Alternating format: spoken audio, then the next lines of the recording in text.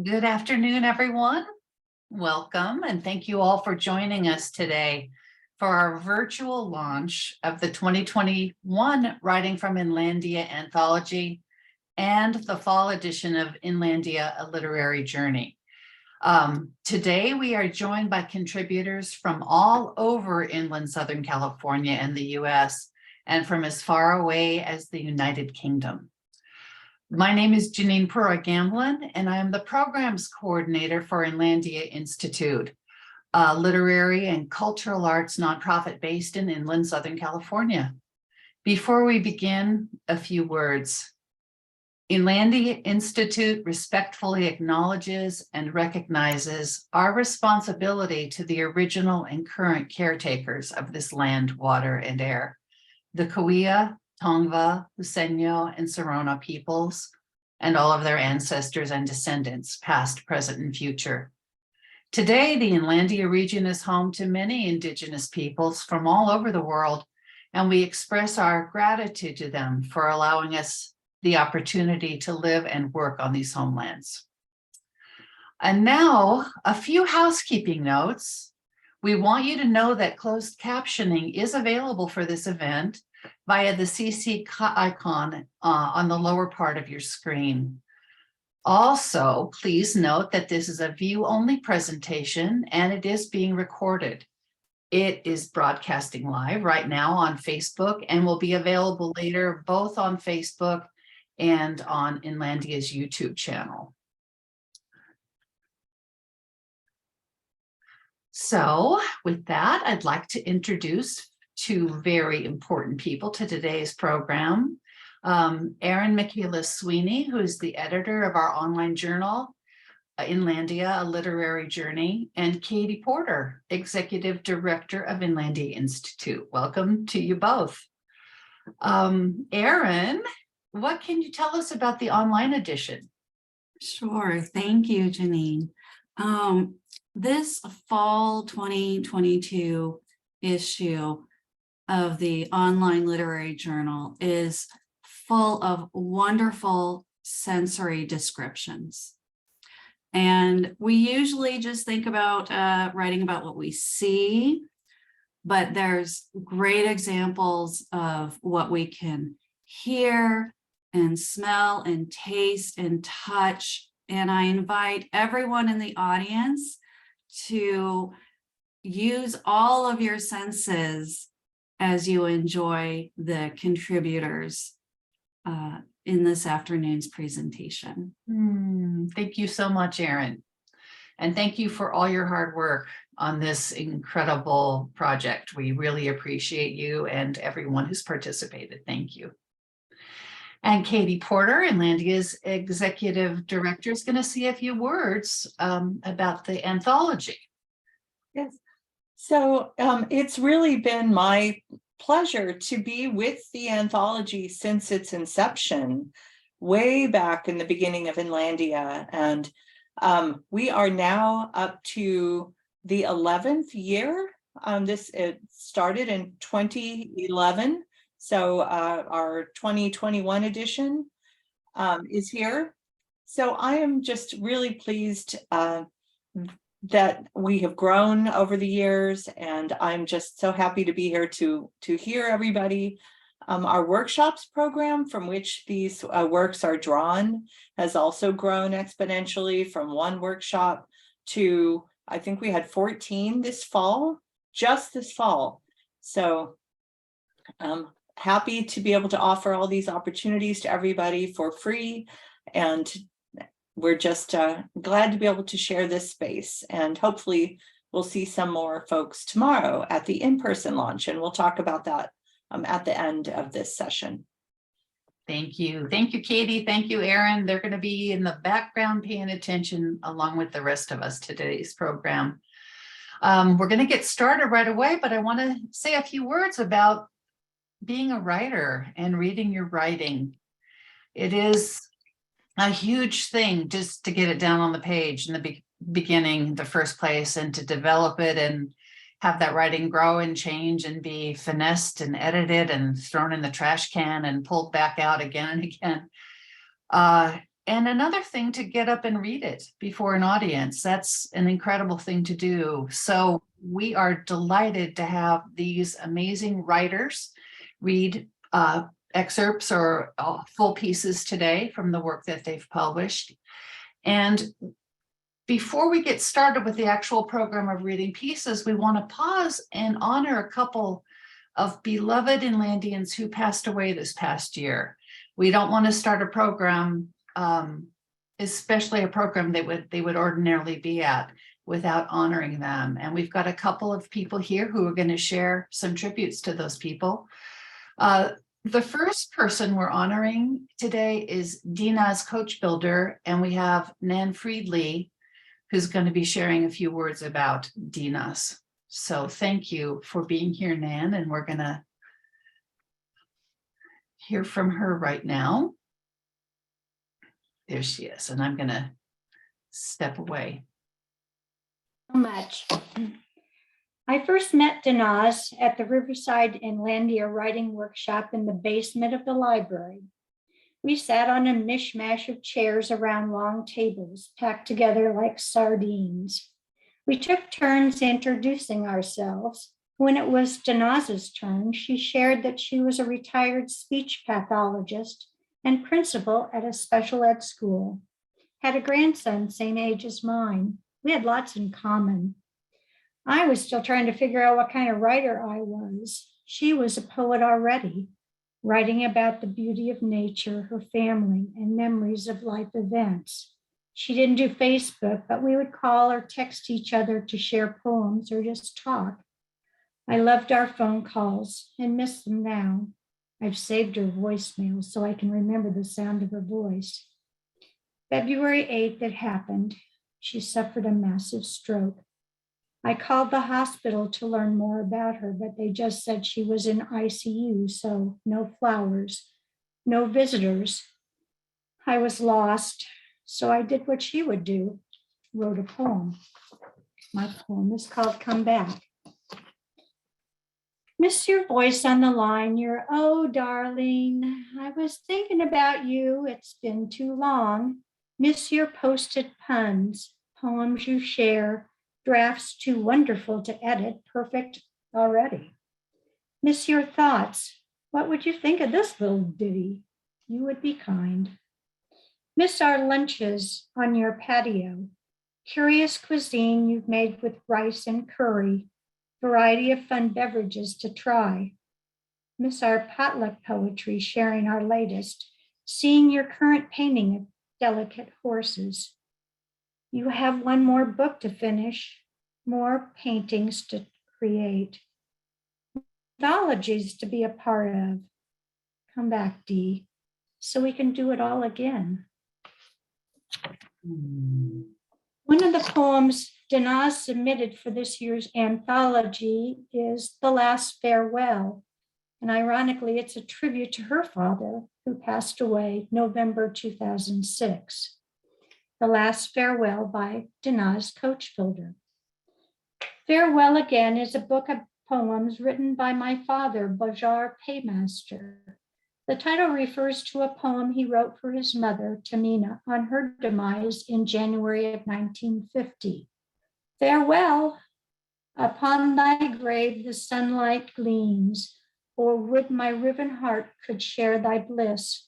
Farewell, and may thy sleep be free from dreams, if dreams still linger after death's dark kiss.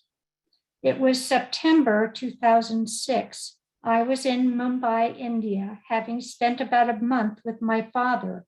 I had retired early so that I could visit with him more often, as he was elderly, now 94 and living by himself. This had been a difficult stay. He was eating very little, bedridden, and not responding to his environment as he had done before. A close, trusted family friend, Dadi Doerwala, visited him every day. He had a competent night nurse and a ward boy trained to work in hospital settings who met his physical needs during the day. But it was much more. It was his spirit that was subdued. My presence seemed to have made a difference over time. His food intake increased. He was alert, enjoyed listening to music, even reading for a while. He had been hospitalized after my arrival and was happy to be back in the comfort of his own home, on his familiar bed, knowing that he was surrounded by the artifacts of metal and ceramics that he had collected over the years, and his very beloved books, which at last count were over 9,000. I spent as much time with him as I possibly could. After my morning breakfast and household duties, I would sit beside his bed and read aloud parts of the 3 daily newspapers that arrived every morning. Then the favorite classical tapes of his choice, or just listening to him reminisce. The time for me to return to the US was approaching. This time I would be flying back within 2 months, as my son Sarvan had chosen to get married with his grandfather present in Mumbai in December. I was to be finalizing the arrangements by returning to Mumbai soon from the US. That day, I had shared segments of the daily news with him as I relaxed in an easy chair close by. His eyelids were closed, covered with a dark folded handkerchief to shade his sensitive eyes. His breathing was even, but I knew he was not asleep. The following incident occurred, described in my poem. Parting at 94. I'm so sorry you're going, he said. I'll be back soon, I spoke. His words and mine curled up into the air and embraced. I gazed at my father's closed eyes and read the pages of his soul. Silently, his soul breathed, I'll miss you. Hurriedly, his heart beat. I love you. His lips lay silent. I used to phone my dad from the United States twice or thrice during the week. On my last phone call, as usually, I ended with, I love you, Dad. His last words to me were, I love you, darling. He said his last farewell to this world the next day, Sunday. It was that November in 2006. Thank you. Thank you so much, Nan. Beautiful. We all have a very vivid picture and memory of her, and I'm so grateful you shared this today. Our next tribute is to Roberto Tex Murillo, and it will be shared by Francis Vasquez, who knew him very well. Thank you for being here, Francis. You're on mute.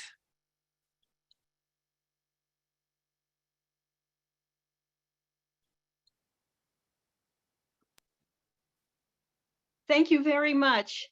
You're- Greetings, everyone. Bienvenidos. I am delighted actually to talk about Roberto Murillo. He was an esteemed community leader and Inlandia supporter. Roberto Tex Murillo passed away on May 29th, 2022 in Riverside. Roberto distinguished himself for his commitment and advocacy for social justice and educational equity, particularly on behalf of his beloved Casablanca barrio. Roberto served on the Casablanca Community Action Group and was a founding member of CAG's Education Advisory Committee. He participated in Tesoros de Cuentos creative writing workshop at the Salvador J. Lara Casablanca Library. As a cultural warrior for social justice, he was motivated by the injustices committed against Chicanos. He channeled much of his anger in his writings and by community activism and getting into good trouble. Mhm. Many referred to him as Casablanca's historian, who documented the storied history of Casablanca and its residents. Roberto was a regular in the local history section of the Riverside Main Library, where he conducted research. The trajectory of his work changed the day a librarian, Ruth McCormick, gave him a copy of a July 12, 1911 local newspaper report about the Board of Education in Riverside in the proceedings that were held the evening before, when two unnamed women from Casablanca presented a petition to request a school be built in their neighborhood. It became Roberto's quest to identify the two women activists from Casablanca. And that is where I came in. He got me hooked, and it became our quest. Roberto's research findings inspired him to write Casablanca en Huelga, to encourage unity in the community and motivate residents to vote. It is a true story of triumph and hope, in which he describes how voters got rid of an ineffectual city council member in 1946. Roberto's mantra: by working together in unity, the community can tip the balance of power. The story was published in the 2018 Writings from Inlandia. He subsequently self-published Huelga and included pictures and illustrations. Here's a copy. He financed it himself, and what he did is he sold it for whatever donations people would give. And it was very popular.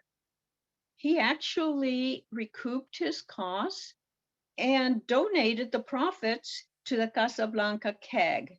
About $400 is what I remember his telling me. In addition, Roberto wrote poetry, primarily in Spanish, the language of his golden heart. Two of his poems, En la sombra del águila and Pastor, were published in the 2020 Writings from Inlandia. I'd like to share with you one of Roberto's quotations. And he used to say quite a bit, the real tesoros de Casablanca are la gente, the people, la comunidad, the community. And so I'd like to share with you that de todo corazón, Roberto Murillo was indeed, is indeed a wonderful tesoro de Casablanca, whose memory will live on through his writings and the legacy that he left in terms of the good work that he enacted with the Casablanca Community Action Group. So I'd like to end with Roberto Murillo, presente. Muchas gracias. Thank you so much, Frances. Beautiful, heartfelt, and I feel very grateful to have had Roberto and Dinaz in our midst. This is how you change the world. And so we're going to get going with our program of readers, contributors to our publications. Katie, are you able to share the covers? You have those handy? Thank you. These are two different covers. They're side by side. The 2021 Writing from Inlandia is an actual book. I'm not sure if anyone has one handy on their desk. I don't, unfortunately. Maybe you can pop it up. And then the Inlandia Literary Journey Fall 2022, Volume 13, will be found online. And Erin is going to make that one go live today. So you'll be able to go and read the poems and stories and see the art as well in those. So thank you, Katie. Thank you, everyone. And we're ready to get going. Our first presenter today is going to be Barbara Mortensen. I'm sorry, excuse me. I skipped ahead already. Elizabeth Uter, I beg your pardon, who is hailing from London today. Elizabeth wrote for the anthology. She is an award-winning short story writer and poet who facilitates poetry and writing workshops and performed at the prestigious Queen's Park Literary Festival in London. Welcome, Elizabeth. Over to you. All ruined, ruins. I am all alone, forgotten, lost to the memory of those who have tread my boards, tread my stairs, slid across my floors, marbled, polished, the corridors leading to rooms grand as if every one a ballroom. I remember the dancing, the lightness of feet, of ladies twirled in a Viennese whirl, myriad windows watching the grounds, arrivals, departures throughout the years, centuries, revolutions come, whether of sun, moon, or people seeking freedoms. All have trod the path that leads to me. Gardens styled as if for lesser Versailles, sundials, antique brass on vinestone pedestals, one for all the youths who have gone before, far flung to the four quarters of my vast lawn arenas. Politicians striding like gladiators, seeking deals away from prying public eyes.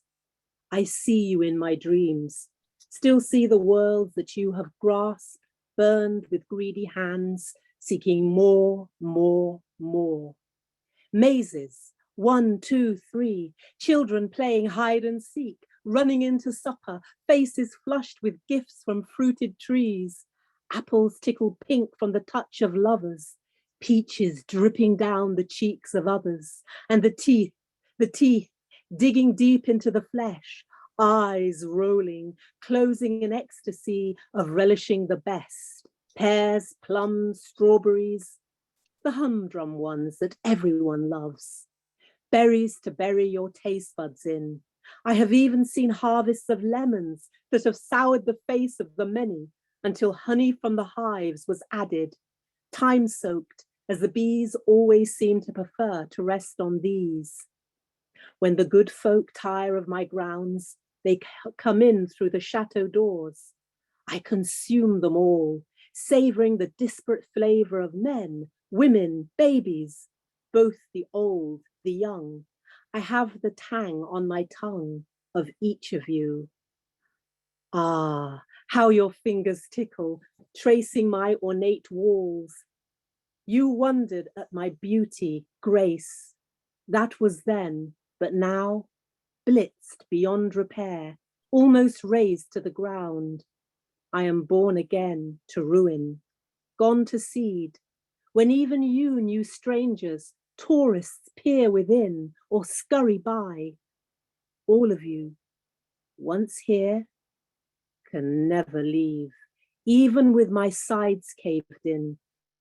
I capture your images and sigh for you forever in my mind.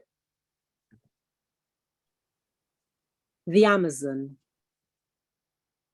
At first, she stood on a mud bank, then near a walking palm to look, this unseen, unsung hero, and she knew no ordinary soul was birthed in the rain soak of the forest, and like the slow coiling waters hedging it that shared its name for miles as far as her long-glassed eye could see, river unrolling river, unhurried towards the edge of time itself, keeping the secret that said, no man can rest here. She dug and delved in the emerald floor as that was her trade. She waited until the depth of shattered mud on her spade cleared, and in the space before her, a treasure trove. She leant in close, so close she almost kissed the gone forever long dead lips of the warrior queen she'd made a constant dream of, had loved in night visions before she even knew herself, and now as real as she. A twisted neck, mouth canting to the side, frown between soft sockets, hard and empty now from an age of endless sun turns, lost in earth's middle, sling wrapped and curled tight as a 9-month fetus. And more, in the surround, her tribe, unknown sparks of life, 100 graves to mark their presence, to say, yes, we once lived bereft of men, legend has it. In the black unmade earthbed, the Amazon, legs bowed from ceaseless riding, a quiver 40 arrows strong beside, and death, an iron dagger, bronze with age, encrusted in her chest. This armored amour, soulmate, the digger's find of a lifetime. Thank you. Thank you, Elizabeth. Such beautiful work. Could you tell us the name of the first poem? I don't think. The first poem is called All Ruined, the Ruins, and it's done from the point of view of the ruins. Yeah, beautiful work. Thank you for getting our program off to such a wonderful start. We really appreciate your being here. Thank you. Thank you. Our next reader is Barbara Mortensen. I tried to introduce you a little early, Barbara. She is a contributor to the anthology. Barbara was born and educated in New York and has spent most of her adult life working, dining, and entertaining in Europe and South America. And I've been privileged to get to know her and hear some of her amazing stories of her life in other parts. Barbara was part of the 2021 food writing workshop, and she currently lives in Rancho Mirage. And Barbara, I'll leave it to you to let us know the titles of your pieces as you read them. And that goes for everyone. Thank you so much for being here today. Thank you all. The first piece I will read is called Job Hunting with Chopsticks. It is terrible to know that you're not only underpaid and overworked, but even worse to know that you're undervalued. How to remedy this? I posed this question over lunch with a friend, a guru in human resources. We were in Los Angeles going through the LA Times classified job ads. This is pre-Google. When we came upon an ad for an international consultant for a prestigious company. But the company was, per their phone number, in San Francisco. My friend offered a challenge and a bet. Call, and once you have reached the correct person, you have 5 minutes to get yourself an interview with an all-expense paid trip to San Francisco. I won the bet, and the next thing I knew, I was briefcase in hand, I was flying to San Francisco. The dilemma was whether to wear my eyeglasses or contact lenses for the interview. I worried about windy San Francisco and opted for my aviator-style Coke bottle spectacles. As I went up the corporate ladder, I found the job was going to be truly international and very challenging, right up my alley. Lunchtime was fast approaching, and I made another bet with myself. Self, I said, I bet they will take me to lunch in what they think will be a challenging food experience for me. I won the second bet too. I was invited to lunch at a very well-known Japanese restaurant. Once again, I said, Self, they will want to see if I know what to do with sushi and if I know how to eat with chopsticks. Not only do I like Japanese food, but I can eat as well with chopsticks as I can with a fork and a knife. When I sat down to lunch with my potential new boss and the worldwide controller of this vast company, I opened and prepared their chopsticks for them. As we ate, through the corner of my eye, I watched them watching me and my table manners. The conversation revolved around job duties, experiences I had had, normal interview questions, and lunch chit-chat. Suddenly, the controller pointed his chopsticks at me and asked, what would you do if you were sitting at a dinner in a foreign country you had never before visited, with people you didn't know, dressed in unusual garb, and your attitude and demeanor were critical to the welfare of the company? And here it comes. You were served a bowl of soup with a large eyeball floating in it. I put down my chopsticks, properly, of course, took off my Coke bottle spectacles and replied, "You see these glasses? If I take them off, I can't see anything at all, and it wouldn't make any difference to me what they served in that soup bowl or what was floating in it." I got the job, and a week later, I was on another plane with my new boss on our way to Australia. My second reading is called What's for Dinner? They say one picture is worth 1,000 words. Well, I'll give you the words so that you can get the picture. In my kitchen is a large walk-in pantry filled with condiments. I have a large built-in kitchen cabinet with large shelves next to my stove. It is also filled with condiments. I have a center island with drawers, which are filled with condiments. I have a huge French door refrigerator. Guess what? It's filled with condiments. It's usually late afternoon when I ask my husband what he would like for dinner. His favorite food and his usual answer is anything. Unfortunately, anything is about the only dish I don't know how to make. What to do? I figure out how much time I am willing to spend in preparing a non-specific anything meal, what it should taste like, and what kind of side dish I could add to this mystery meal. I begin to think about what I have in my huge freezers. Yes, I have lots of those too, that will defrost quickly. I also check one of my refrigerators for fresh vegetables that would go with anything. Arms loaded, I go to my condiment closet and start making my selections. I put a little of this and a little of that, and then add some more of this and that into a pan until I like the aroma. Now I engage my husband once again. What kind of side dish would you like with the dish? Rice, pasta, potatoes? He answers, nothing. What do you mean, nothing? Nothing, because I don't want you to go out of your way for me. So the nothing item I usually select is rice because I like rice.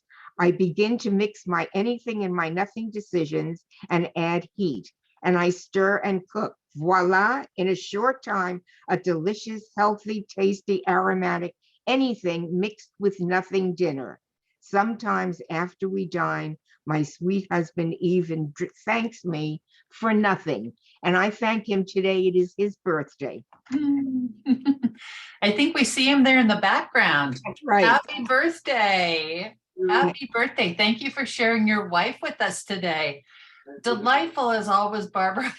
We're all laughing. I don't know if you could see us off to the side. You're such a good storyteller and such a pleasure to listen to. Wonderful presentation. Thank you. Thank you very much. You're welcome. Our next reader today is Sherry Vernon, who contributed to the online journal. Sherry is the author of 2 award-winning chapbooks, Green Ink Wings and The Name is Perilous. Her work has been published in journals and anthologies. Her full-length poetry collection, Bright Nova, is available through mainstreetragbookstore.com. And she's going to read 3 poems today, I think. Yes, thank you, Sherry. Welcome. Thank you so much. Thank you. The first poem is called Before Combustion. Before combustion, and the dream said we had to put our bodies on the bodies of these horses who'd just as soon untie themselves. I say to the girl, do you wonder about the first time? But she doesn't, and I do, and I think it must have been a man who tried this, who thought, I can ride this. The first time I heard Russian spoken aloud, my lover on the phone, all that language bucking up and kicking, pushed to the hush at the front of his mouth, pulled back to the deep groan of his throat, and still I, balancing, bracing a tongue of stone. The second poem is called Holiday Newsletter. And I have worn my hair blue and short and red sometimes, Sewn 5 or so party dresses, one to be worn with dollar store clip-on poinsettias in silver and gold, shedding glitter. And for myself, an electric kettle. And for myself, clover seed in the yard before the frost. And for myself, an orange car when the green one had rolled her last. And I asked for a raise and I asked for a CT scan. For both I prayed, and the child to school I sent, wish I hadn't and wished I'd earlier. Oh, angel manger, morning star, brought in the rosemary bush, gathered its boughs in bands and upstrung it with lights, and with books surrounded it. Forestalled somehow talks of conception, immaculate and otherwise, cleaned cat pee from sheets and blankets, and an old couch I gave up on and hauled out, bad shoulder aching, only to find it gone before the pickup, and returning to you, ink, pen, this bit of me. And the final poem is called Bedtime. Oh, you, the parental breach, you who have become mild in all things but this, pray, howl to the sun in its western altar. May you set, may you set. Oh, what small beast it is you bore and now wrangle through the lycanthropy of childhood. What beast you fed from skin and bone, your soul at nightfall, before she yields to the closet light, that placebo moon calling her to a wild wakefulness that cliffs her body against your sleep. Oh, pace that quiet house, waiting, waiting, and believe your child's face will remember its infant lines, your fingertips, your kisses. Beautiful. Thank you so much, Sherry. And we are all amazed by your gorgeous work here today. Thank you so much for sharing it with us. I hope you're looking at the comments, everyone, and adding to them when you feel so moved. We're really getting a treat today. So thank you all. Our next reader coming up is Kate Leonard. Kate is and Kate's here. She's had a little bit of trouble with that old internet going in and out. So if you disappear, just come back and we'll pop you back in. Don't let that add to your worries. Kate is infatuated with the quirky side of ordinary characters. She writes stories about people making their own way through this crazy, sometimes dangerous world. She placed third in a flash fiction magazine contest, and her stories have appeared in various journals. Welcome, Kate. Thank you. I'm going to be reading a scene from Trashy Girl between 17-year-old Macy and her new attorney. He had those old person eyes, faded blue in a sea of stagnant white, crisscrossed with little blood vessels. They met mine, and I wondered what it felt like to be an old guy sitting across from some trashy girl who refused to follow the plan. He didn't look mad or anything, just a day closer to dead. I can't be sorry, can I? He cocked his head the way dogs do when you're hiding their ball behind your back. Of course, I wouldn't want you to do anything you're not comfortable with, he said, eyes back on the paperwork in front of him. Of course not, I said. After a moment, he pulled a pack of Camels from his jacket pocket and shook one toward me. I pointed to the no smoking sign by the door.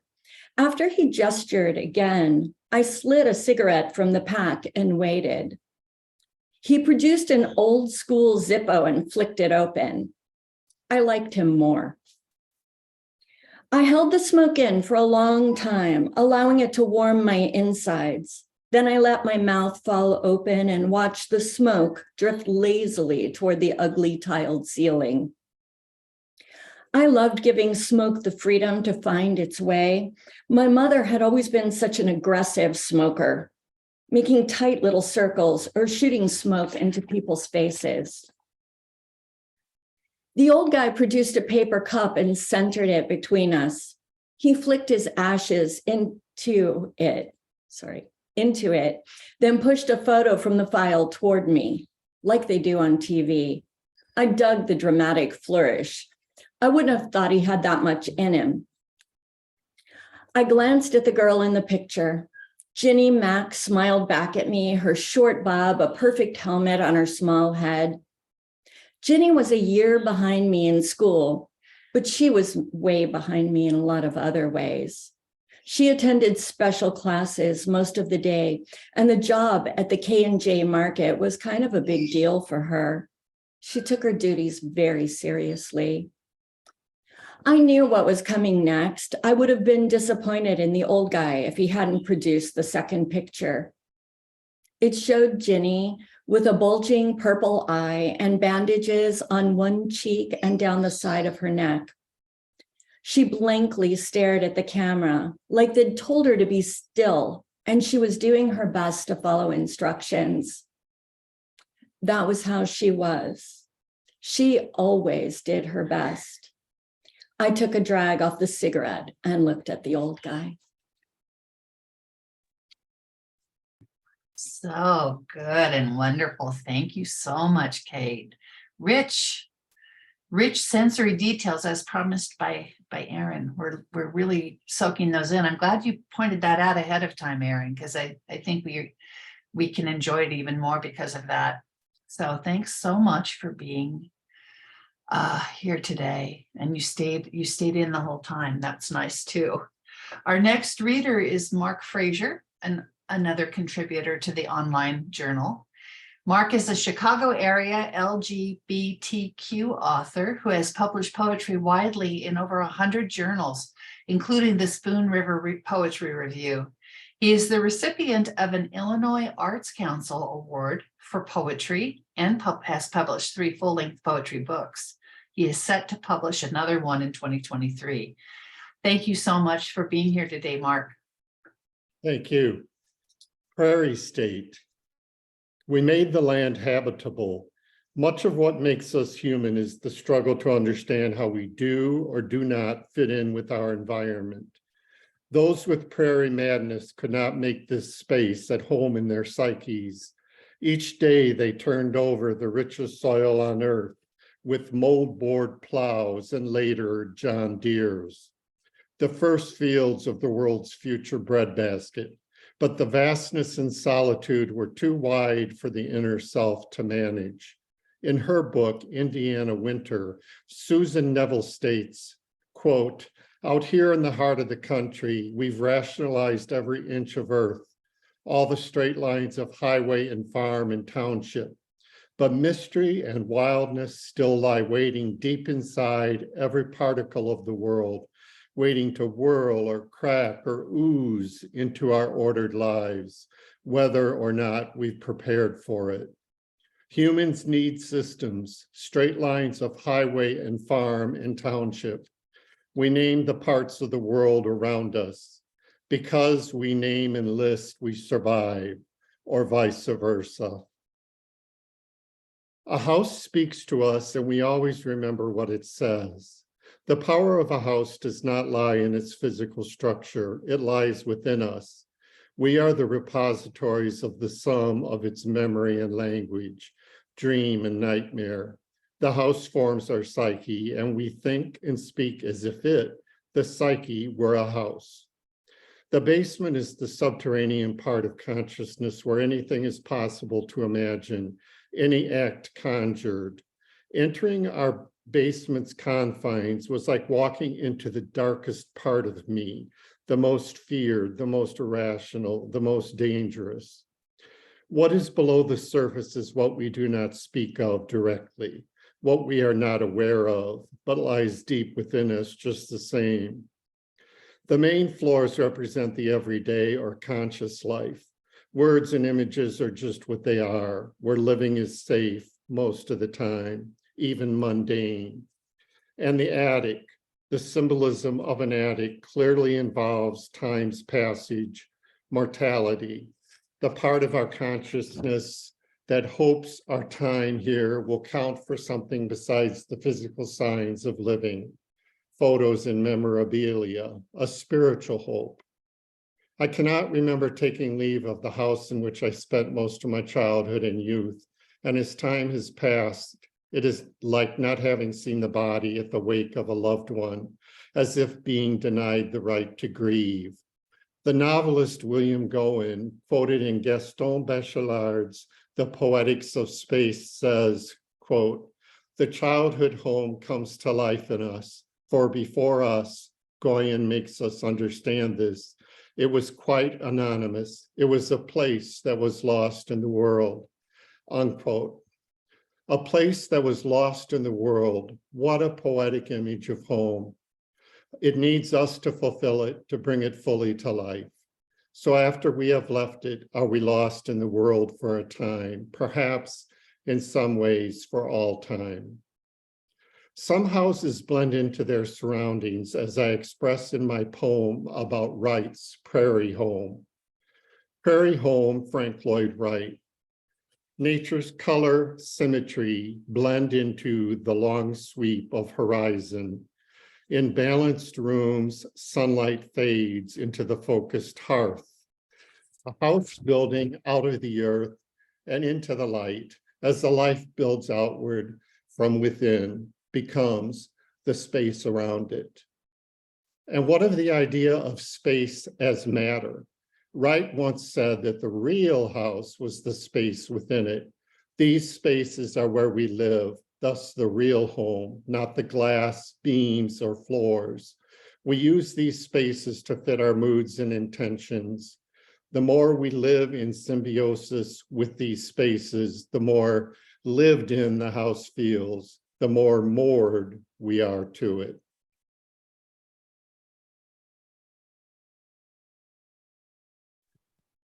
Beautiful. We're a little bit hushed in awe. I want to make sure that you can hear me. Can you? I got a notice saying it was muted, but I unmuted by that point. Hopefully, I can hear you. Okay. Anyway, we are hushed in awe at that piece, Mark. That's just beautiful. Can you see the comments to the side? And also, Erin has very helpfully been posting links to the journal pages, so you can read more there and come back to it again and again. So beautiful. Thank you so much. Our next presenter is Camille Gaillon. This beautiful French name that she has. She has written for the anthology based on work started in Elena Bixen's food writing workshop. Camille is a seasoned, spicy senior who has experienced exotic cuisines during her extensive world travels. An unexpected kitchen fire served as the springboard to her becoming a self-taught chef. Camille, we have to know more about this. No, you don't. I'm going to be baking brownies for the Beatles. Many moons ago, I worked part-time as a private chef. A headhunter contacted me about a live-out job for a young writer of a multi-Emmy TV series. The client just moved into a newly built house in Beverly Hills. I was living in Malibu and only worked for clients in my area, but this was a very high-profile writer and it would spice up my resume, so I accepted the meeting. It also paid a lot, which was reason number one. The house was pathetically nouveau riche ostentation. To my chagrin, the house manager already outfitted the kitchen with what she thought a true chef's kitchen should be equipped with. Think Sears, marries J.C. Penney, and has a 99-cent store child. The initial meeting went very well, and I was informed by the prospective employer that one of the former Beatles had a house next door and would be coming over practically nightly when in town to hang out in the playroom, which was sort of a cross between a studio for creative endeavors and an opium den. They liked to get high on marijuana and would require some really exceptionally sweet tooth-focused munchies. I assured him that I had lots of decadent desserts in the treasure trove of my sweets repertoire.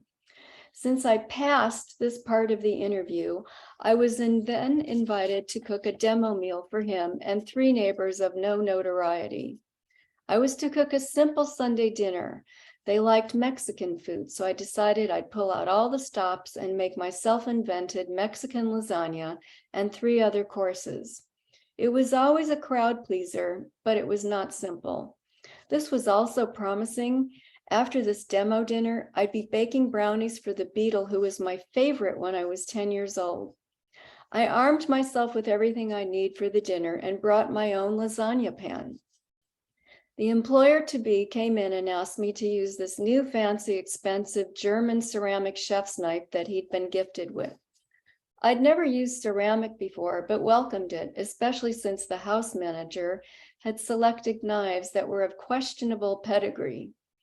He cautioned me to be very careful as it was very sharp. Inwardly, I laughed to myself, thinking I'd wielded much more dangerous looking knives and never had so much as a nick. But I smiled graciously, thanked him, chuckling to myself and telling myself telling a chef that a knife is sharp is like telling a surfer to expect sand at the beach. He said he was leaving for several hours and be back for dinner, and that his assistant would be upstairs if I needed anything. I took the knife out of its designed to be precocious box, and while cleaning it before use, somehow managed to slice the shit out of my ring finger. Suddenly, my cocky attitude from earlier dissolved into thin air embarrassment, and I'd not even begun the labor-intensive prep work on this multi-course meal that had to be as presentation worthy as a queen at her coronation.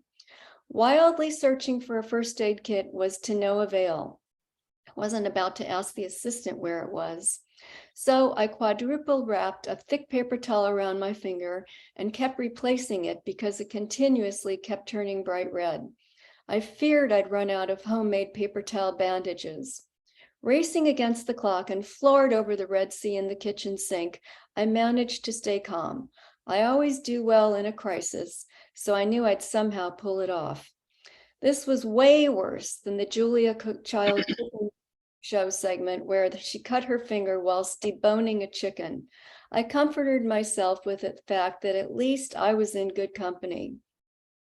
Interrupting this moment of self-consolation, the assistant suddenly appeared on the upstairs landing, which unfortunately overlooked the kitchen.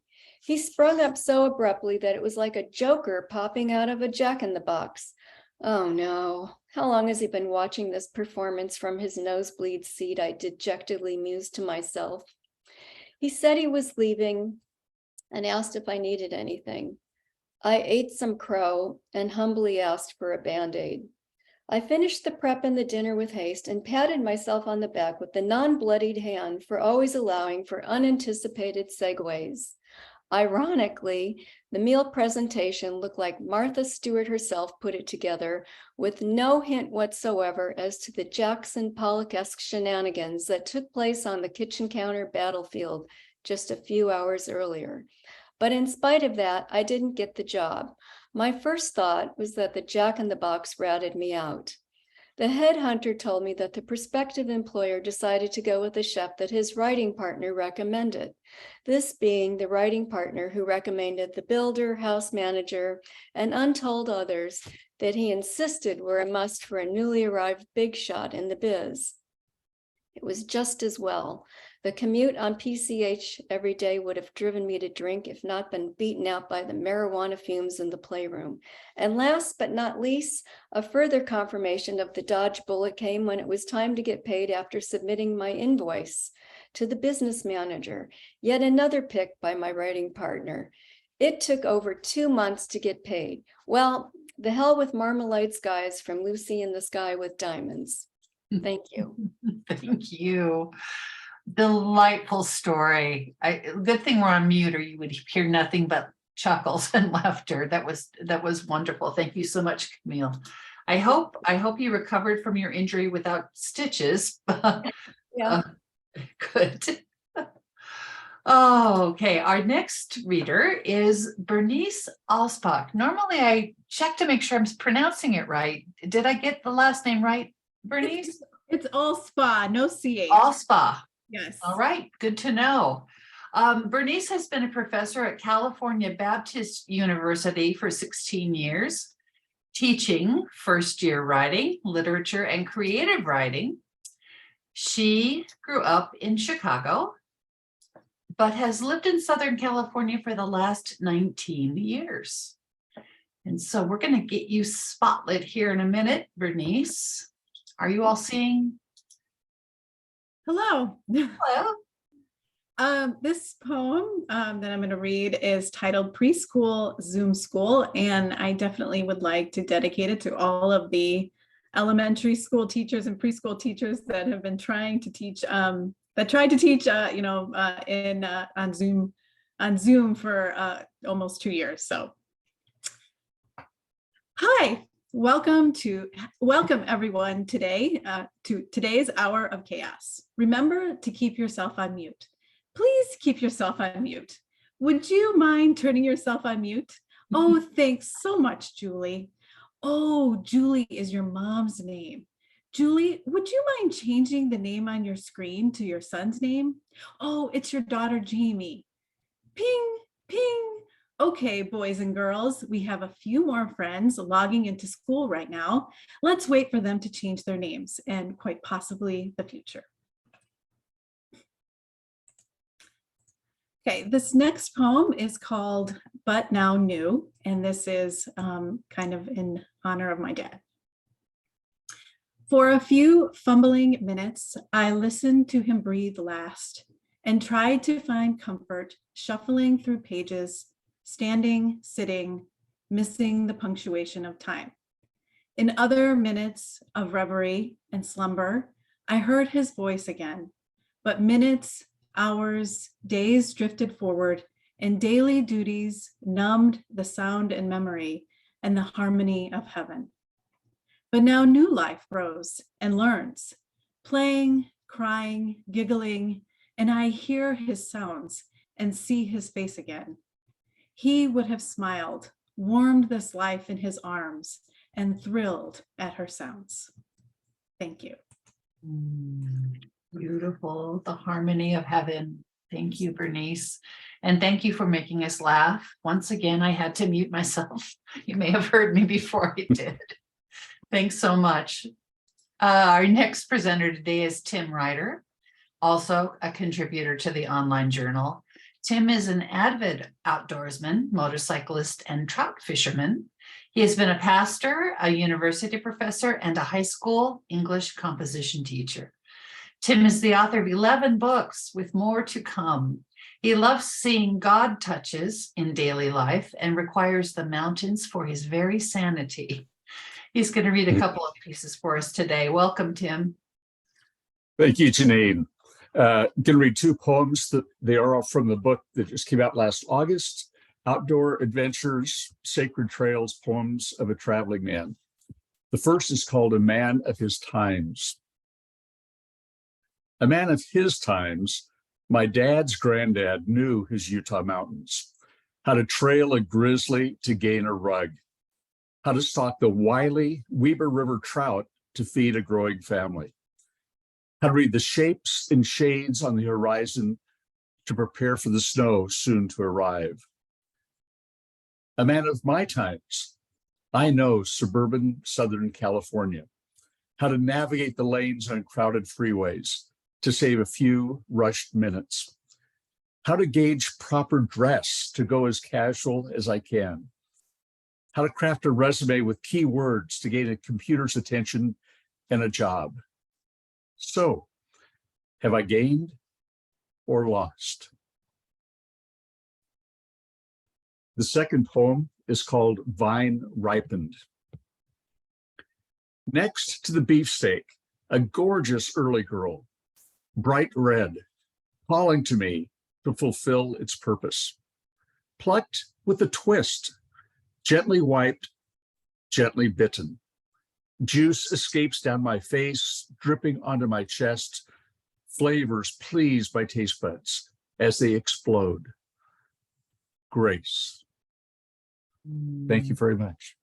Thank you, Tim. Those of us who love homegrown tomatoes, thank you as well. Beautiful, beautiful work. Our next presenter is Edna Aled. And again, Edna, I'm not sure I said your name right. I would appreciate you letting us know. Is Edna here? Hang on. We have a very full roster today. We're a little past halfway through. I And do see her, but her video's not on. There she is. Okay, I'm going to ask you to unmute, Edna. We can't see you. But if you're there, well, there you are. Okay, we can hear you. Sorry, can you skip me? I'm not in a position to read at the moment. Sorry, can you skip? No problem, Edna. We'll go ahead and skip Sorry. you, and you just let me know if you change your mind, okay? Okay, cool. Okay, very good. And you know what? It's funny. I was so ready to not lose my place on my list that I skipped Robin, who was before Edna, and that could be why Edna had a little confusion. But Robin, I know you're ready. You're waiting in the wings. Robin Woodruff Longfield is going to read from the anthology. She's been participating in Inlandia workshops since 2017, mostly in Joe Scott Coe's nonfiction workshop, but also in workshops led by Stephanie Barbe-Hammer, Carlos Cortez, Tim Hatch, and Victoria Waddle. Today, she's going to share a couple of pieces that she's written. Thank you, Robin. Thank you. The first piece is a poem called Hillsides, and I want to clarify that I mentioned a person at the end called Laetzel, and Laetzel was a famous world-renowned circus performer in the early 20th century who died when her equipment, the Roman rings, malfunctioned during a performance in Denmark. Hillsides. Return to me all hillsides, all vacant land, wild burrows winding through the orange groves, the yearnings and warnings of coyotes at sundown. I have no use for newly carved roads or anonymously tiled roof homes creeping up hillsides like kudzu. Give me no habitats dismantled by earth movers. Instead, leave me hillsides, green and velvety in winter and spring, brown and brittle in summer and fall. Leave fire season to the warehouses, especially the warehouses, cavernous concrete circus tents, their pitchmen courting commissioners like carnies clearing the midway. Don't look too closely as the latest Laetzel crashes just beyond the forklift.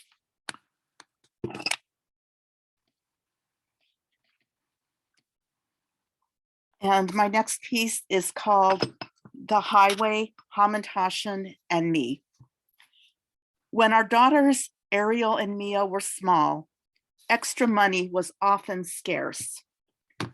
Absolute dedication to my self-assigned role as their first tenured teacher meant I obsessively searched for free or nearly free educational places that they, my husband John, and I could visit together. In the 1990s, the calendar section of the Los Angeles Times was my favorite source of information for planning these expeditions. It directed me to events at museums, book festivals, and other family-friendly places. Nearly everything occurred in the LA area. This meant at least an hour's drive from our home in the Inland Empire. I searched for these events with the same intensity John and the girls displayed while attempting to hide the times from me.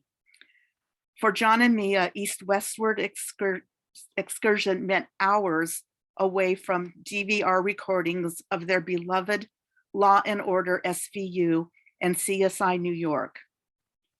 For Ariel, it meant less time climbing trees, skateboarding, or engaging in other activities likely to land her in the emergency room and me one step closer to the Prozac highway. I was determined to show all of them that there was life and learning beyond our little town. Because I appear to have been born with the circadian rhythm of a vampire and a high level of distractibility, we never seemed to leave on those adventures until 1 or 2 p.m. Knowing that this meant less time in the destination I had planned for them, my family was never exactly in a hurry to push me out the door. Our fuchsia Ford Windstar seemed capable of finding its way to the westbound 10 with no guidance from me. I saw the 10 not just as a freeway, but my personal yellow brick road. Each time I caught the first glimpse of the LA skyline during our descent from Kellogg Hill, I felt like we were all about to enter the land of Oz. If only the rest of my family felt the same. Upon our arrival at the day's destination, the same battle plan was enacted. Upon entering the event, John and the girls would look for the quickest exit. It didn't matter what I had taken them to see. I would not be surprised to learn that there were discreet transfers of cash between John and the first security guard who could direct him and the girls to the quickest route to the nearest cafe or food court. I'm still surprised that none of my family ever set off an alarm in their frantic quest to reach the outside world. At least I don't think that ever happened. It would often be closing time before I allowed myself to leave or was encouraged by a staff member to leave. My family would be awaiting my arrival at the cafe or food court. All of them were anxious for the next part of the journey, the bakery at Canner's Deli. This was the price I gladly paid for getting them into the car and on the road the first place. We always left the bakery counter carrying white plastic bags that were full of little pink boxes filled with our favorite treats. One chocolate high hat, one vanilla high hat, 2 black and whites, a 1-inch piece of the racetrack pastry, and 1 cherry hamantaschen. Our choices really varied. I'm so sorry to stop you mid-reading. It all That's sounds okay. delicious too, by the way. We need food at readings, even You can virtual catch ones. the rest of it in the anthology. Oh, thank you so much. And such a relatable piece on every level. Really you, loved it. Thank everyone. you very much. Thank you. Thank you. Our next reader is going to be Ruth Town, also an online journal contributor. Ruth is a graduate of the Stone Coast MFA program. Her work has recently appeared in Women, Life, and other publications. She is published widely in journals and has forthcoming publications in Drunk Monkeys. I love the title of that one. She's going to read a couple of her pieces today. Welcome, Ruth. We're glad to have you. Thank you so much. Can everybody hear me? Good, okay. This first piece is called My Holy Poltergeist. First at the front door, once, twice, a third time before I let you in, Jesus, before you made a home in the attic of my soul. But that was years ago. I remember you now on occasion, though lately most every night dancing to the rhythm of the water pipes. Do you dream of leaving? But the attic for you alone. I keep you up there, set apart. You could say I keep you holy. Remember, as your parable says, I heard you knock. I let you in so I could keep you in the attic of my soul. I imagine you rest during the day next to the chest where for so long my mother kept her wedding dress. I'll save a strand of Christmas lights next year so you can read at night. Again, you knock on the living room wall this time. Any harder and you'd have dropped the family portrait off the clean white wall. Jesus, don't you see? This is your attic, no less than a cathedral in my soul. Look, the rafters resemble the rib cage of a sanctuary, and my storage boxes make 2 rows of pews. Jesus, only the finest for you. Yet you tap the walls, my friendly ghost, my Jesus. I hear you on the 2nd floor. A door slams. I hear you whisper. Speak louder, please. If I search, would you come down for me? Jesus, I never asked before. Would you find me if I admit I need you? I need you. I need you to call me to that attic where you stay. Call me back and lock me up. Dear Jesus, save yourself some knocking. And this next piece is called Some. He dies on a Thursday night. Time pins us here.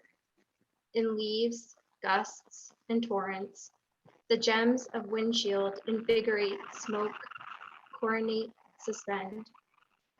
Other drivers travel on, ignore this passing. Skid lines mark pendulums across Elm Street. The station wagon casts its transmission 40 feet behind into a graveyard wall, of all places. To draw back that moment 40 years, to store its energy back 5 minutes. Arrows quiver against bows, await archers. Stationary, a star occupies a space, a moment. Light through a prism. Now he is, and now he will be. The release. Now he was, now he is not. Thank you. Thank you so much, Ruth. What a delight. And so great to get to meet you here today. We have, yes, very stunning work. Thank you for saying that, Cindy. Our next reader is Marilyn Sequoia. Marilyn is reading from her published work in the anthology. Pardon me for that. She's participated in Chronology Land workshop with Carlos Cortez. She is a poet and teacher who lives in San Francisco with her husband. Oops, I'm reading the wrong one. Sorry, we had a little hiccup and I flipped ahead. Let me back that up. Marilyn Sequoia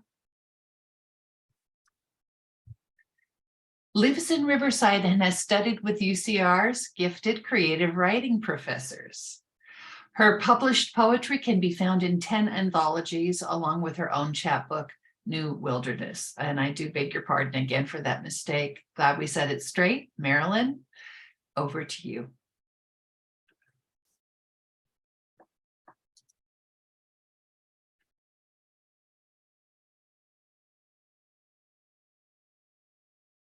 And you're muted. There we go. Yes, I am. Thank Sorry. you. Again, my name is Marilyn Sequoia. When joining May Marinello's Inlandia writing class in 2021, I'd hoped to start writing poetry once again in my retirement after too long of hiatus. But only prose in the form of memoir kept coming forth in that class. However, the memoir that appears in this 2021 anthology is actually about how I came to take an entire year off of work in the middle of a teaching career to honor the poems that were pouring out of me at that time. It all started a couple of years before that year off with a disturbingly beautiful dream about an emaciated ballerina. That image haunted me until that dream turned into a poem, urging me to pay attention to my deep need for beauty. I used portions of this very poem to introduce the Dance My Life memoir in the anthology. Here is that poem by the same name, Dance My Life. I asked if she could stay, the ballerina in my life. Where would she practice? What would she wear? What a temptress she'd be. Yet her presence, like the fiddler's, gives a certain call as she dances through my labors with her beauty, her art. Oh, stay, stay, ballerina in my life. Pirouette through the aisles of my workaday brain. Remind me of life lived, life loved, love's beauty. Interrupt my work, my thoughts, my everything with your grace. Oh, stay. The Inlandia memoir shows how indeed I did let the ballerina stay by taking the biggest risk of my life, by taking a year off of work. The memoir, however, ends with my wondering if I'd ever be able to write a poem again now, years later in my retirement. In May's class, no poems came for weeks and months. Until one day later in 2021, this one about my dear mother and my emerging self simply just showed up suddenly. I share it with you now, and you'll find it in the anthology as well. It's called Makeup. I kept my mother's makeup, that tin of rouge and shadow free from Estee Lauder when you buy lipstick or perfume. I kept the lipstick too, which she always applied lightly with her little finger and then an of her lips. She plucked her sparse eyebrows thin, lying on her bed with just the right sunlight exposing their want. My mother, she grew gray only in her last few months of life, always a bottled champagne blonde, nighttime rollers into her 90s. Her granddaughter did up her hair in bubble gray for her casket. Our beauty dressed in periwinkle and that gold crystal rosary I gave her. The makeup wears thin on me now, the color almost gone as she is. I don my own life and wear her under my thinning skin, taking her with me as I move beyond her world, beyond her space, beyond even her very makeup. Thank you. And thank you. Thank you, Marilyn. Beautiful, very effective pieces. And we love the context around them too. So thank you for sharing that with us as well. Glad you found your voice and your poetry, and your poems again. Beautiful. Our next reader coming up is Natalie Champion. She's going to be signing on with her husband, Rick Champion, from the San Francisco area. And this is, I tried to jump you in front of the line here a little bit, but here we go with your bios. Natalie has participated in Chronology Land with Carlos Cortez. She is a poet and teacher who lives in San Francisco with Rick, who's right there, coming in and out of focus. And they're two cats, and she's going to share some of her work today. Thank you very much, Natalie. Good to see you. Oh, thank you. I'm going to read my poem called Remember Me. This was from Carlos Cortez's Chronology Land class. It was the epitaph he asked us to write. Remember me, loving wife, mom, sister, auntie, and soon-to-be grandma to Kieran Zachary, cat mama to Princess Tabitha and Mila Morris, caring and inspirational teacher, poet, dancer, walker, voracious reader. Thank you, that's all. Thank you, Natalie. Very good. I remember that workshop. So it's nice to hear it. And hi, Rick. There you are with us too. I'm going to read your quick bio here. Again, also a participant of Carlos Cortez's Chronology Land. He's also a staff writer at Natalie's zine. Richard is a polymath in exile and an expert in computational photography. Welcome, Rick. Thank you very much. This is called Ithaca. 10 years, Jean asked. What took him so long? Homer cited distractions, lotus fruit, monsters, a sorceress, a seductive nymph, and more women, mortal and immortal. Jean wondered why the Greeks had a thing about being naked. Not just the Greeks, but the Nordics. Their countries are dark and foggy most of the year. They flock to islands of blue sky to soak up sun while it shines. The ancient Greeks found the human body beautiful, which goes a long way towards explaining why Aphrodite and Calypso so often went baby bare or chose clothing designed to malfunction. When I am reincarnated, I will be a sculptor specializing in erotic female deities. but I will need to be buff to cut stone. Otherwise, I will follow Botticelli, painting goddesses arising from the sea and teasing with pretended modesty. Daedalus was corralled by the Minotaur in the labyrinth, but Minos was not as pleased as he should have been. Daedalus had his son Icarus imprisoned there with him, no good to be seen. Daedalus was inventive. He fashioned wings with flat feathers stuck on with wax. They would flap their wings to fly from Crete to Santorini. Daedalus safely landed, but Icarus did not. He had ignored his father's warning to stay away from the sun. The wax melted. Icarus crashed into the sea. Gene had worked on the space shuttle. He was sure that the NASA guys could recommend a better design. I resumed my daydream of Penelope. Would I make my way over the last few miles of open sea? Would she recognize me? Would she scold me for leaving her to do double duty?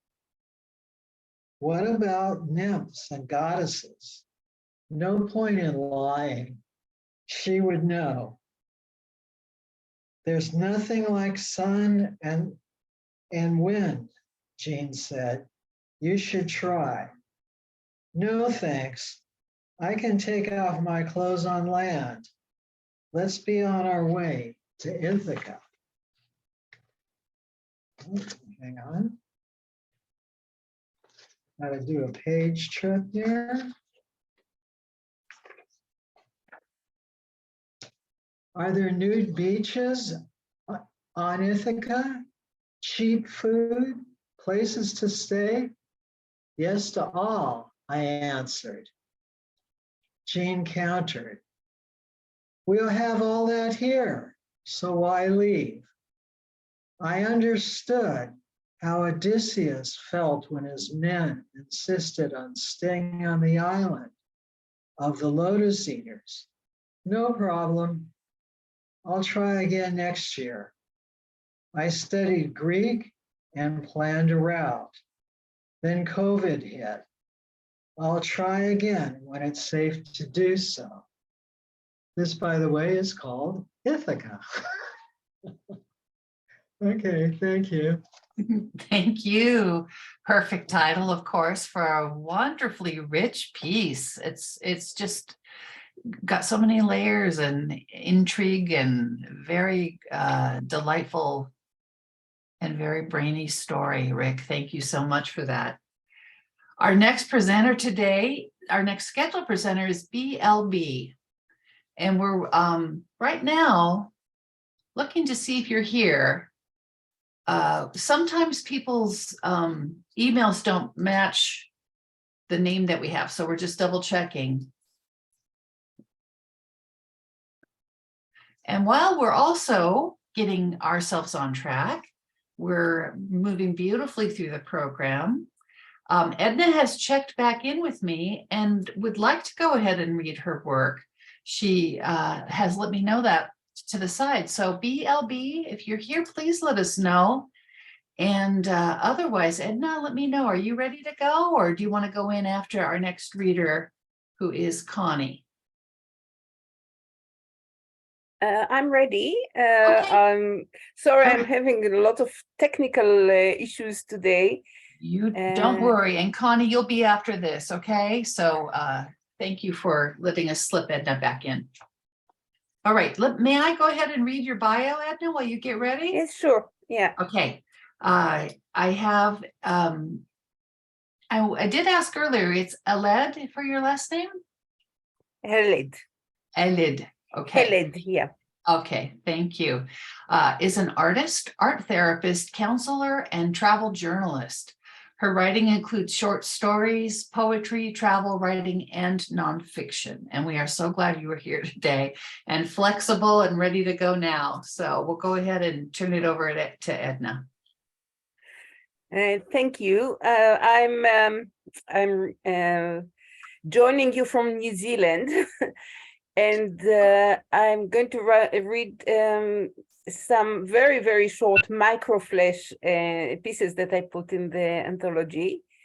And the first one is Astrophobia.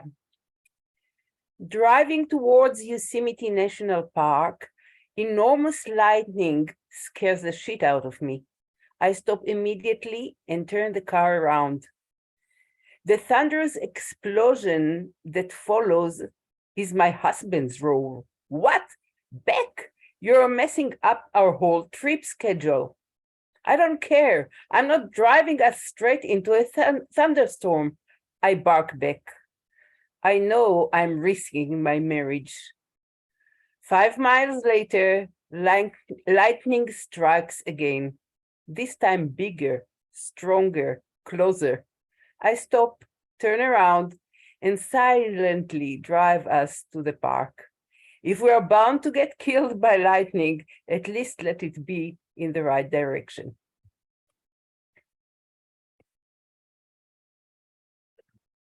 Another one about lightning is forked lightning. He wanted right, she wanted left. He wanted new, she preferred what was left. He wanted an apple, she wanted a pear. He wanted far, she wanted near. Forked lightning, that's how they always appeared. Then they were bubbled. No right, no left, no north, no south. But the park, but their street is so perfectly nice. Pears and apples are all out of stock, but don't they both think that bananas rock? And when summer ends and thunderstorms start, forked lightning at the window is the loveliest sight. To watch cuddling together. I don't know if in the States you called it bubbles when you had the lockdown, but that's what we had here. Like households were called bubbles. And the last one is the little old man. I adored him. Every evening, walking up and down the street for 2 hours seemed like mission impossible at his age. The little old man never missed a day.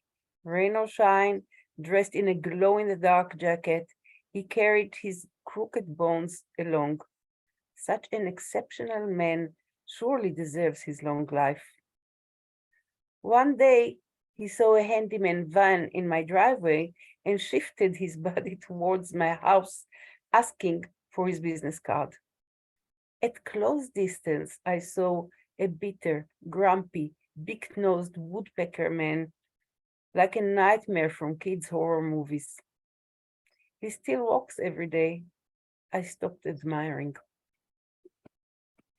That's it for me. Thank you. Thank you. I'm very happy you found your work and were able to present it today. Just beautiful. And also, so well delivered. We appreciate that, Edna. Thank you for being here. Our next reader is Connie Jameson. Connie is and by the way, Edna contributed to the anthology, and I want to be sure I'm not sure I mentioned that before. Connie Jameson, our next reader, contributed to the online journal.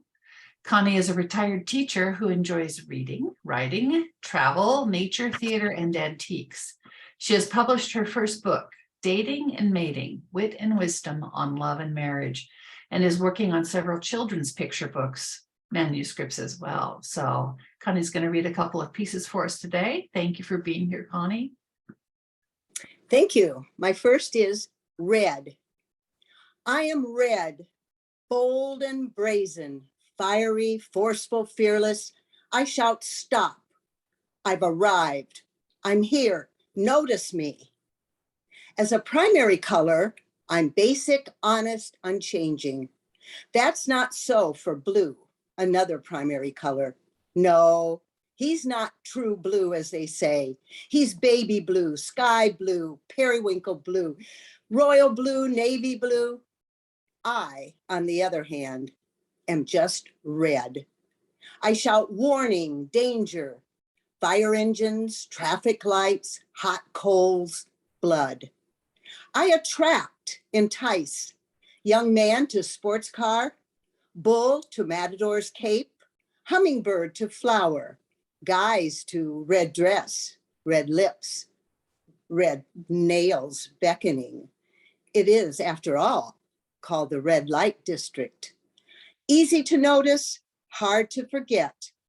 I am red. The next selection is actually from the anthology. It's called A Barnyard Transformation, Selena's Magic.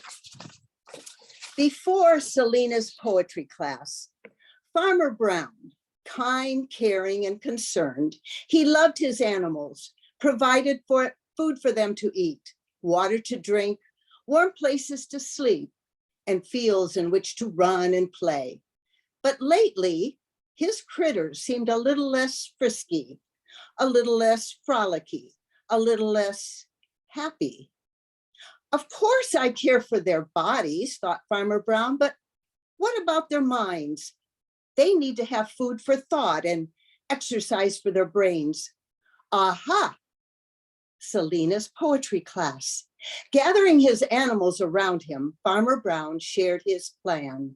Soon the barnyard was all abuzz, and it wasn't just the bees. Learning about the class. Horsefly volunteered to check out the class. I can use my natural talent of fly on the wall. Then I'll come back and report to y'all. Everyone wondered what Fly would learn and anxiously waited for his return. Fly's report: the poetry class is interesting, informative, and fun.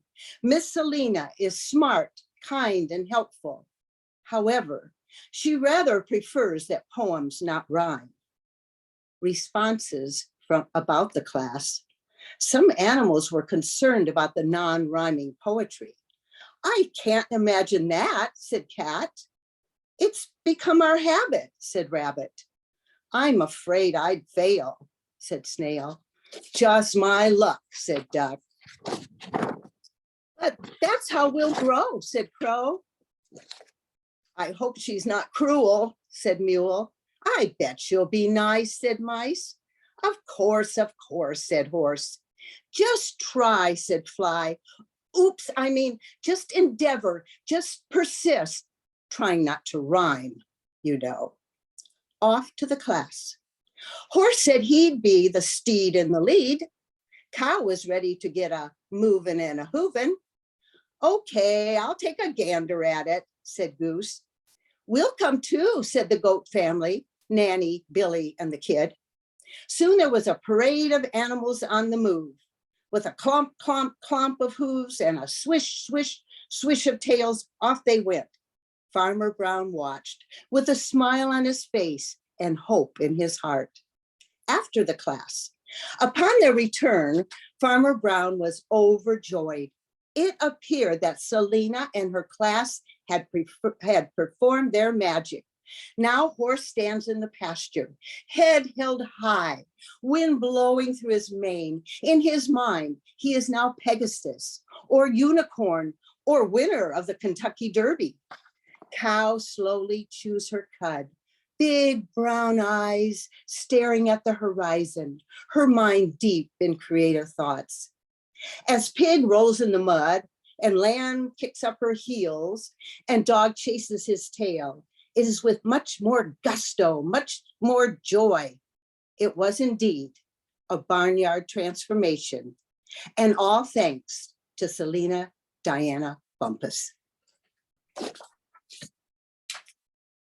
Thank you, Connie. Oh my goodness, what you did with that poem. I didn't have the privilege of attending one of Selena Diana's workshops, but she's famous, of course, for the magic she did within it. So you gave us a glimpse of that, but also the transformation within the poem took us through it as well. Very delightful. Thank you so much. Our next presenter today is Mark Grenier, who will also be reading some poetry. Mark has published numerous poems along with the chapbook, Approaching Poetry. He studied at UC Riverside, where he began writing and received a PhD in English and American literature. So welcome, Mark. Nice to see you today. It's good to be here. First poem I'd like to read is called My Grandpa's Hatchet. I think it's in the anthology. Where might it be, the rusty hatchet he used to behead the rooster that chased me across the lawn when I was 6 in Illinois on that fine summer day? Grabbing those piston legs, he held that squawking beast in one hard hand with ease and brought the hatchet down on the loud bird's scrawny neck. Then he flung the carcass away. I watched it run across the lawn's green grass under tall old blue spruce trees and into my grandpa's flower beds full of color and life. His life's blood spurted 6 feet up in the air. He began to stagger and fell to the ground. Finally, he lay still at last. My grandpa said, "Go get that bird." I did, and I helped him prep its carcass to eat. My grandpa left his hatchet stuck in the stump he used as a chopping block. I wonder where it went. The next poem is called My Mother's Wake. It's about the wake we had for my mother and right after she died. Remembering Lieutenant Helen Lynch Grenier, registered nurse. The day we buried my mother, after the funeral services, after our trip to the Veterans Cemetery and the 21-gun salute, we took a short drive to my brother's home. The whole family was there when my brother pulled from their storage place 2 bottles of quality port. My mom had saved them for my wake, she said, a proper Irish wake, where drinks are drunk, stories told, memories are unlocked, and laughter fills the room, or the patio in our case. 2 bottles to loosen the tongues of all 7 of us, her children, and a few remaining friends. We sat in a ring on that crowded porch and drank our fill that night. Most were drunk as they wanted to be when we opened that old port. Tiny glasses in hands, we toasted her long life. It was a fine party, full of memories, tears, and laughter, full of stories told, stories of growing up, of those ringworm weeks in Maryland when she treated our shaved heads with ether cold as winter ice. The time on the driveway in front of our house when after an argument, she threw her shoes at Dad. Or the time she saved a neighbor's child who was suffocating in a plastic sheeted bed. He turned blue when his breathing stopped, but she revived him. Her skills as a nurse were apparent to all. It was the love, as was the love and care with which she lived and stood for life. We laughed at the stories of shaved heads and thrown shoes and cried for the child who lived, but was crippled the rest of his life. He still died young, but was saved that afternoon. Her wake stretched into darkness, past moonrise as we reminisced. We laughed, we cried, we took those memories home with us and the heritage she graced us with. A love passed on with hangovers that night. And the last poem I'd like to do is called Lies, if I can find it here.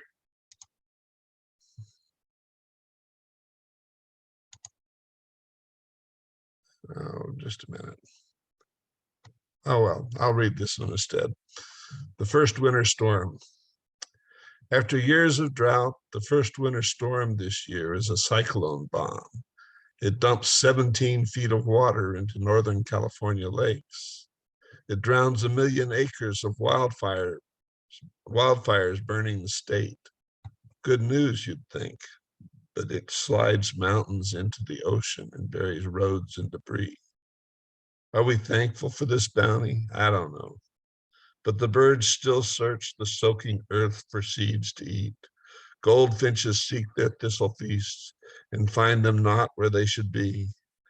They were lost in the summer's burning or buried by earth's collapse, the flooding the slippery slopes that cut off our retreat into some less glorious place. Okay.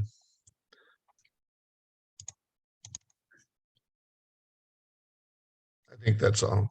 Thank you, Mark. Beautiful work as always, and so rich and particular to you and your experience, but I think very relatable as well. So thank you. Beautiful work. Thank you. Glad to have you. We are coming into the final 4 readers for this afternoon. It's gone very quickly. I've really lost track of a sense of time, but I wanted to let you know we have 4 more readers. Our next one is Jose Luis Vizcarra. He'll be reading from the anthology. Jose is a veteran educator, naturalized citizen who has published widely in the Inlandia anthology.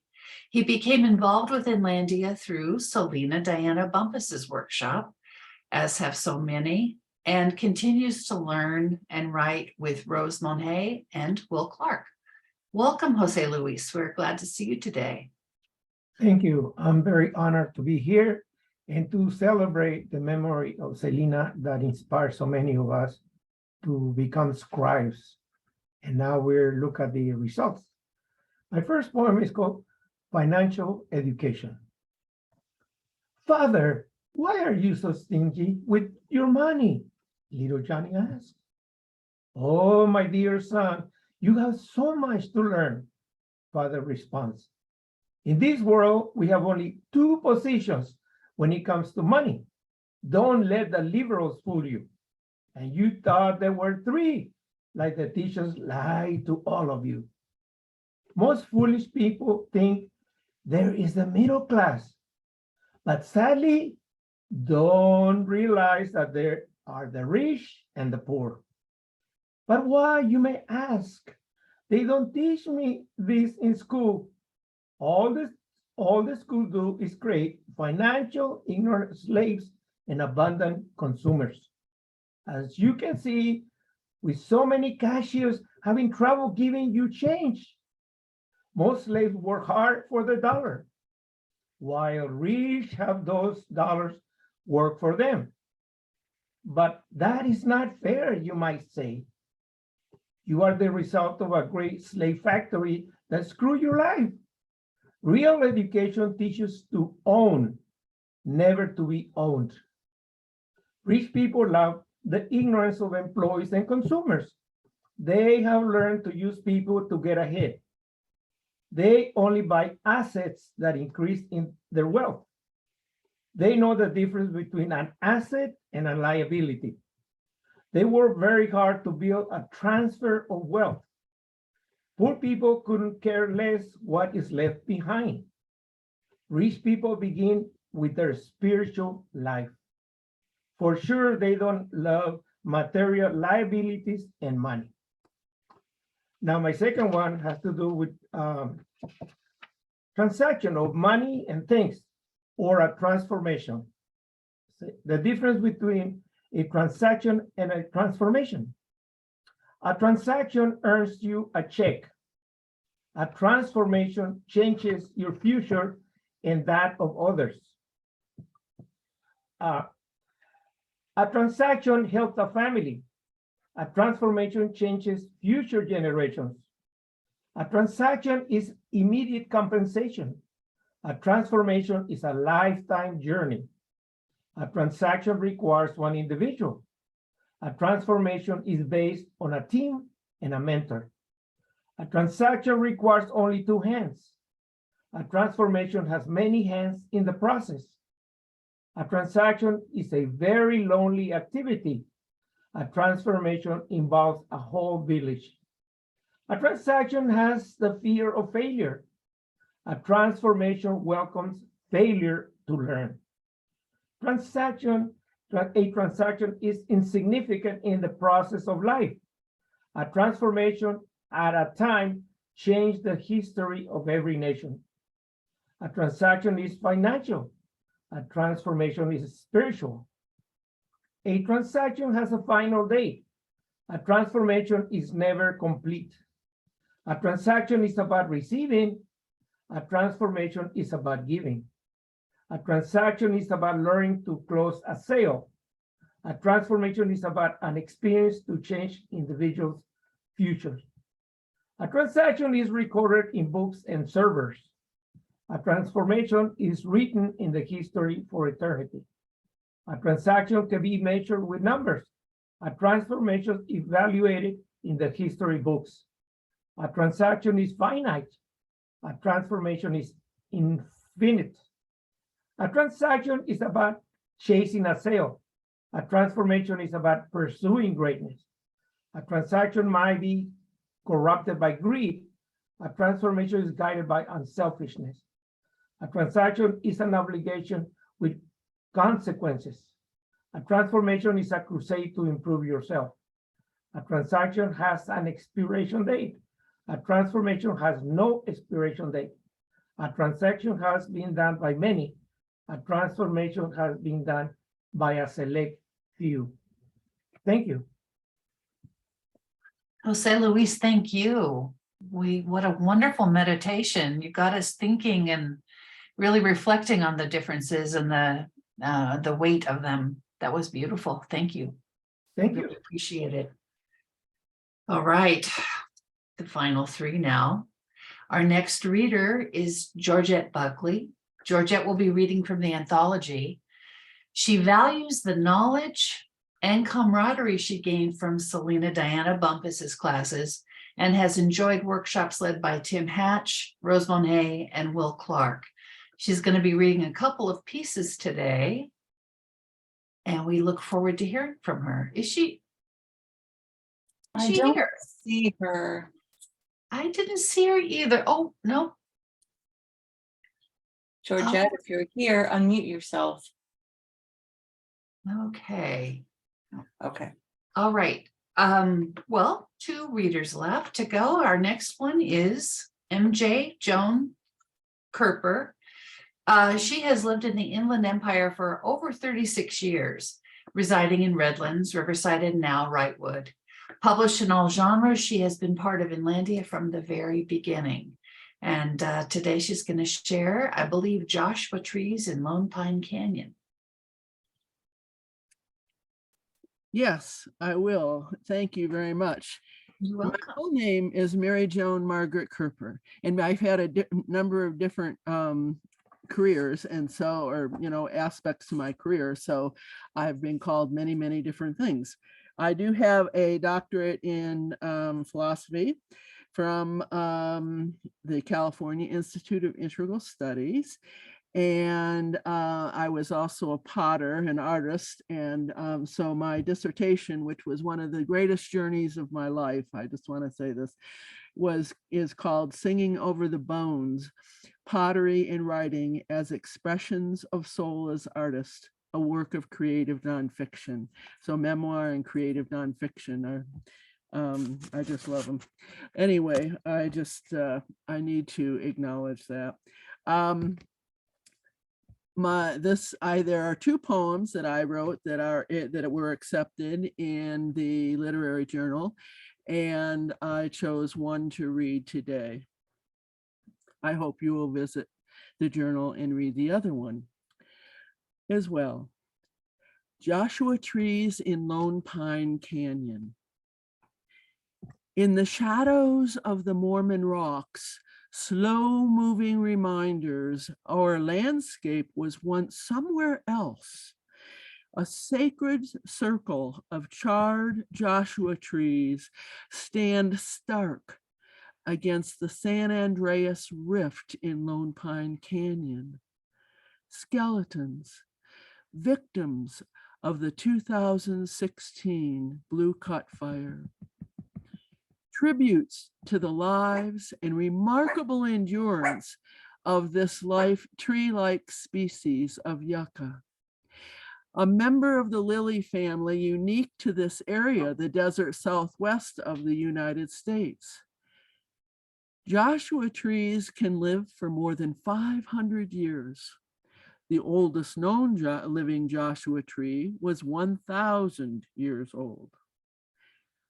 While canyon life once again will return this spring, it will take 60 years for another Joshua tree just to reach maturity.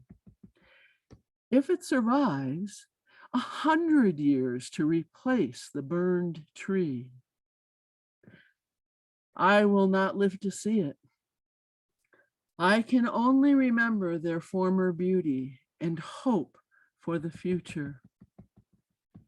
To the Joshua trees before me, ravaged by fire, and the few who escaped, what knowledge and wisdom are you willing to share with me as I contemplate your lives, as I contemplate mine? Do I have one iota of your maturity, fortitude, or beauty? Teach me, please. Shadows of blackened, outstretched arms fall across mine. My heart cries for you and for our loss. And I was an evacuee of the Blue Cut Fire from 8/16 to 8/23, 2016. Gosh, thank you so much, Joan. That was just stunning. And you captured also the magic of that place, of Joshua Tree. I'm sorry? You captured the magic of Joshua Tree.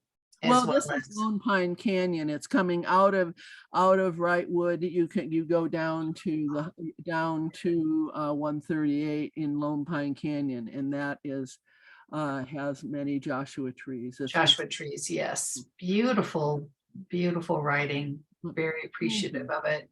The other one is called The Queen of Soul, passes over the mountain, and it's very lively. And it's about Aretha Franklin. So I hope people will access it. Okay, thank you. Thank you very much. Okay. All right.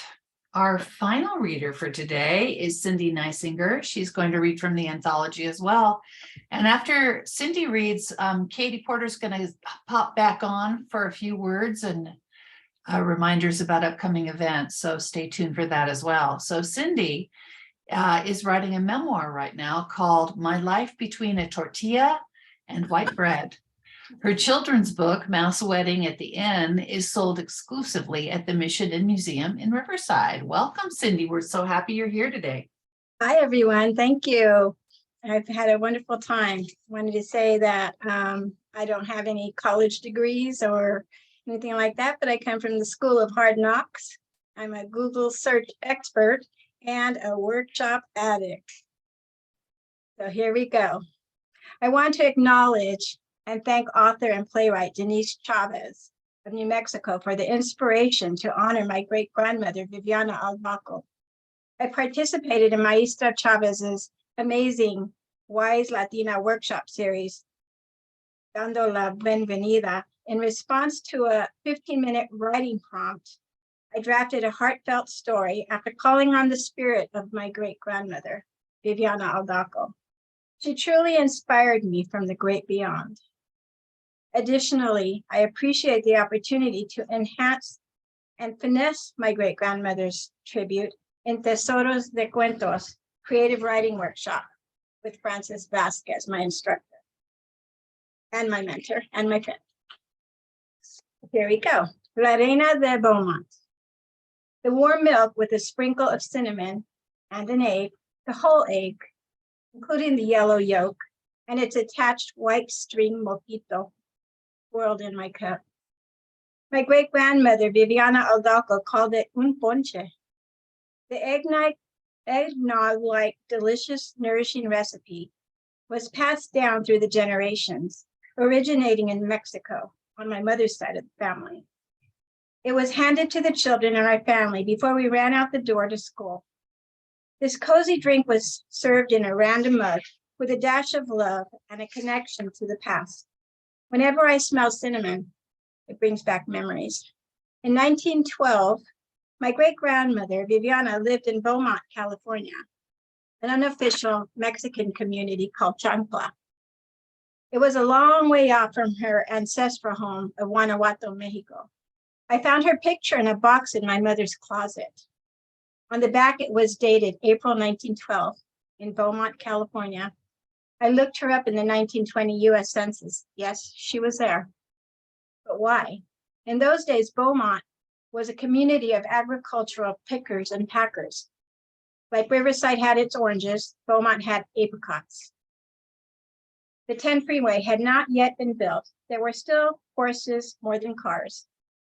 It was our migration history and a stepping stone into the land of milk and honey, el otro lado. People didn't have much, but they had familia. They worked hard in the fields and packing farms. For fun, they would go to a festival once a month. It meant bringing a pail of savory frijoles in lard and a bag of fresh, handmade brown speckled flour tortillas to eat throughout the day. A full day of fun on the Morongo Indian Reservation, welcomed by the Cohilla Indian tribe. It was a long walk, but worth it. Great-grandmother Viviana, I wish I had more information on how you ended up in Los Angeles, California, where my mother was born. I see you in this picture.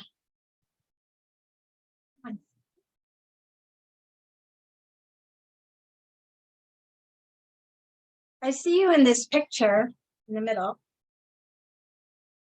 like a queen in her court. Any concerns or anxiety about this new land are hidden in your regal smile.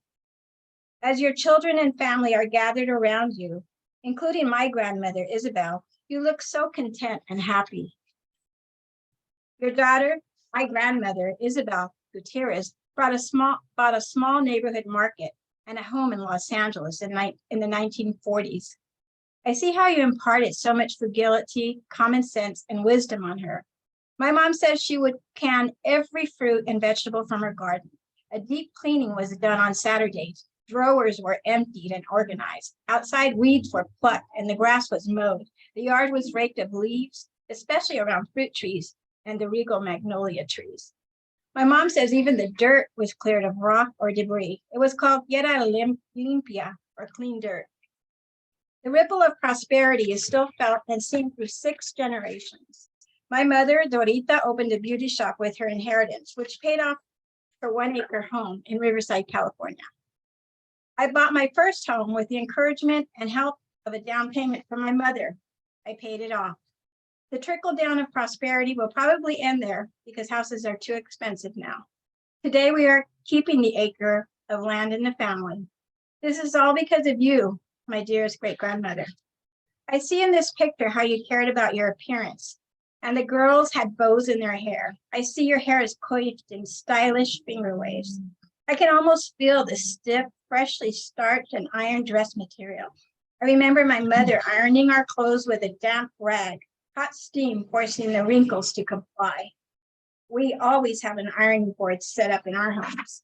Did you know, great-grandmother, that you gave us the love of music? I love my grandmother, and I know my grandmother played the piano, and my mother too. To this day, I can hear my mother and see her hands quickly glide across the keys, pounding a boogie-woogie and simultaneously using the foot pedal. She loved Cindy, more. thank you so All right. much. What riches in this piece. We look forward to reading the whole thing. Thank you. Yeah, very much so. That was very beautiful and vivid and just a strong, delightful piece. Thank you so much. Well, that wraps it up. Plus, I love that picture. The family portrait was wonderful. So here we are at the end of our program. It went very quickly and beautifully, and we are all the richer for it. So thank you all for being here. It's been a pleasure and a half. And I'm going to turn it over to Katie. Well, I too want to say thank you all. That was wonderful to be able to hear everybody. I'm looking forward to going and perusing the online literary journal and all of the new pieces in there. I also want to remind you all that we'll be doing an in-person event, the companion to this, tomorrow at the Rubidoux Library. And here are the details. So it's at the Louis Robideau Library at 5840 Mission Boulevard in Harupa Valley, and also at 1 p.m., 1 to 3. So we'll have another long roster of writers reading from their works. And thank you, Janine, for doing the heavy lifting and coordinating all of these writers and helping us. And we should also give a shout out to Fernanda and also to Aaron, who lost power. I don't know if Aaron came back, but Aaron, we were I just looked for her and didn't see her, so she must not have been able to get back on. Yeah, you know, she texted, it's very windy. I don't know where everybody is, but I know we're all over the place, but where we are, there's a lot of wind and some power outages. But Erin did a wonderful job with the online literary journal, and Fernanda Vida Urizaga, she is our publications coordinator, and she put the anthology together. We also have Kate Johnson, who gave her a much needed assist with that. So lots of people coming together to make all these opportunities for you. So we're just really grateful to be able to share this space this afternoon. And all right. Thank you all very much, and we'll see you next time. Bye-bye. See you tomorrow. Here. Oh, wait, don't go anywhere. I'm gonna put it on gallery. Oh, Turn your good. camera on so we can all see you and we can all wave goodbye. If you want to be on camera. Can we do a gallery? Hold on. I want to gallery. get a screenshot. Everybody pose for me. Okay. Oh, here, let me take off our spotlights. One. Here. Okay, ready? Is it ready, Katie? 1, 2, 3, pose. Thank you. I'm glad you said something. All right. Well, and yeah, we'll see each other again in this space. All right. So, thank you, Very Janine. good. Okay. Janine. Bye, everyone. Thank you all so Thank you, much. everyone. Bye. Bye. Bye. Thank you so much. Bye. Thank you.